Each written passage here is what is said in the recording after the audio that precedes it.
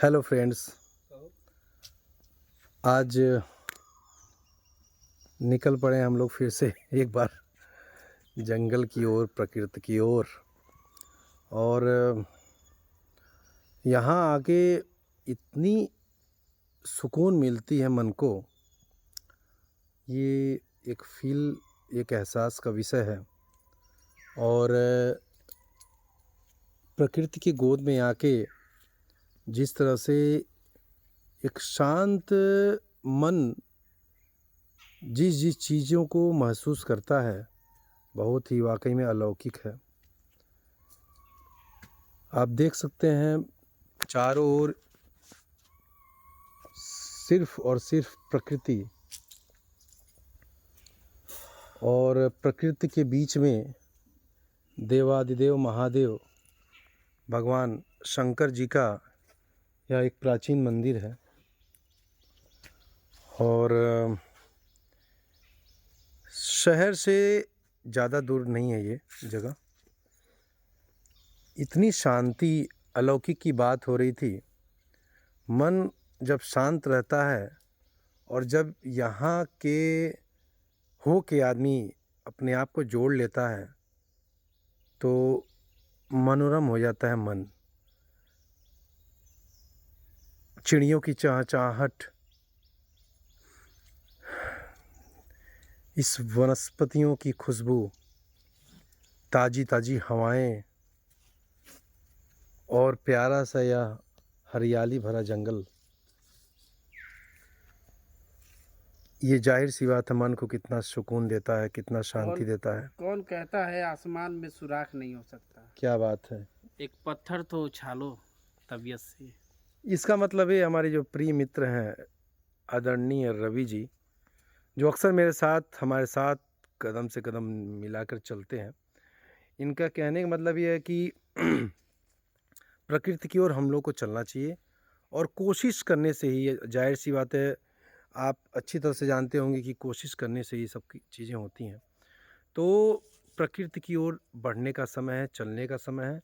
क्योंकि जिस तरह से प्रदूषण आए दिन, तरह तरह की बीमारियां आए दिन, तरह तरह की जो एनवायरनमेंट जो चेंज हो रहे हैं, उनके प्रति हम लोग अगर संवेदनशील नहीं होंगे, चिंतित नहीं होंगे, एक चिंतन नहीं करेंगे, तो अब जो है हम लोगों का मानवीय नुकसान व्यापक हो जाएगा। और जिसका जिम्मेदार हम खुद होंगे, क्योंकि हमने ही प्रकृति से जी चुराया है, मुंह मोड़ा है। हम लोग अपने सुविधाओं को बढ़ाने के चक्कर में प्रकृति से नाता तोड़ लिया है एकदम से। अब ज़्यादा नाता अगर अगर ज़्यादा बीच में गहराइयाँ ज़्यादा, खाइयाँ ज़्यादा रहेंगी हमारे और प्रकृति के बीच में, तो हमारे सेहत के लिए तो जाहिर सी बात है अभी ही इतनी बुरी हाल है। तरह तरह की बीमारियां जो पहले जवानी में हुआ करती थी, वो अब बचपन में ही हो जा रही है। जो बुढ़ापे में हुआ करती थी, वो जवानी में और बचपन में ही हो जा रही है। ये बहुत ही चिंता के विषय है। सीधे सीधे तौर पे हम लोग को ये प्रकृति से कटने के कारण से ये हम लोग जो दिक्कतें झेल रहे हैं, सीधे सीधे यही बात है। और प्रकृति की ओर लौटो, जैसे दयानंद सरस्वती जी ने लिखा है वेदों की ओर लौटो, उसी प्रकार पर्यावरणविद कहें या फिर प्रकृति की एक मांग कहें कि प्रकृति की ओर लौटो। और जाहिर सी बात है फ्रेंड्स, अगर हम लोग प्रकृति की ओर अब नहीं लौटे तो प्रकृति हम लोगों को ना कुछ देगा ही नहीं, एक ऑक्सीजन तक नहीं देगा। जिस तरह से आए दिन वनों का कटान हो रहा है, अमेजन जंगल जो 20% ऑक्सीजन पूरे वर्ल्ड को प्रोवाइड कराता है, जिस तरह से वहाँ पे आए दिन कटान हो रहा है, अपने भारत में आए दिन कटान हो रहे हैं वनों की, वो बहुत ही आत्मीय दुख देने वाली है। हम लोगों को इसको मिल कर रोकना होगा और अपने प्रकृति को संजीव बनाए रखने के लिए, सजीव बनाए रखने के लिए हम लोगों को बहुत ही मेहनत करना होगा। और जिस तरह से पेड़ काटे जा रहे हैं, इसको तो रोकना ही रोकना होगा। और तो और वृक्षों को, अपने पेड़ पौधों को आए दिन जहाँ जगह मिले, जहाँ भी सुव्यवस्थित जगह मिले, वहाँ पे वृक्षारोपण भी करना होगा। और जिस तरह से ये धुएँ और ये जो वायु प्रदूषण हो रहे हैं, जल प्रदूषण हो रहे हैं, ध्वनि प्रदूषण हो रहे हैं, तीनों को रोकने के लिए एक मजबूत कदम उठाना होगा।